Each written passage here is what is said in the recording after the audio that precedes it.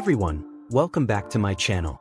Today I'm going to show you how to remove the built-in flow restrictor from a Kohler faucet and restore full water pressure, using just a few basic tools. If your faucet is barely trickling water, this tutorial will fix it.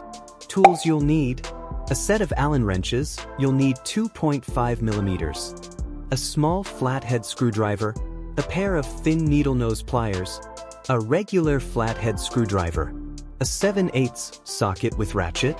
Step 1. Access the cartridge. On the front of the faucet spout you'll notice a tiny Allen screw.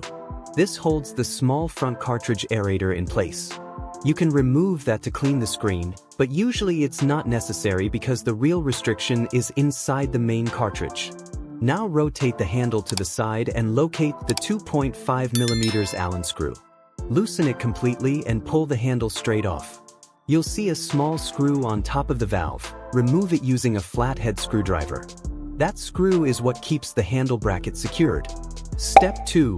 Remove the metal shroud. You'll see a metal cover surrounding the cartridge. Gently pry it upward with a flathead screwdriver. It will pop out with light pressure. Step 3. Remove the cartridge retaining nut.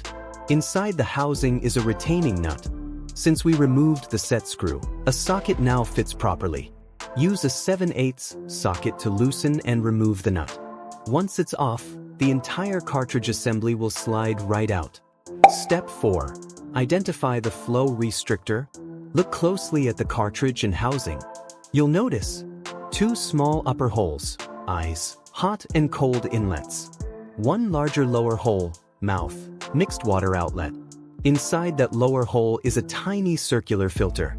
This is the built-in flow inhibitor, and it often clogs with debris.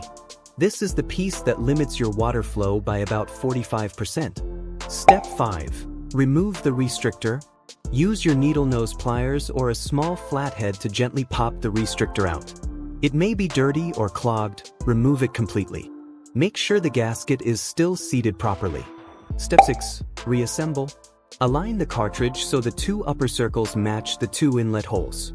Press it into place and reinstall the retaining nut by hand. Tighten snugly using the socket, don't over-tighten. Reinstall the metal shroud. Find the small half-moon key on the shroud that fits into the lower corner of the faucet body. Reinstall the top screw, then slide on the handle and tighten the 2.5 millimeters Allen screw. That's it, your faucet is reassembled. Step 7. Test the water flow. Turn the faucet on. You should now have full flow again.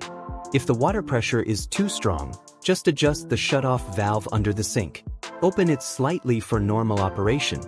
Fully open it for maximum pressure. Fine-tune until you get your preferred flow. And that's how you remove the built-in flow restrictor on a Kohler faucet and restore proper water pressure. If this tutorial helped, be sure to like the video and subscribe for more plumbing and DIY fixes. See you in the next one.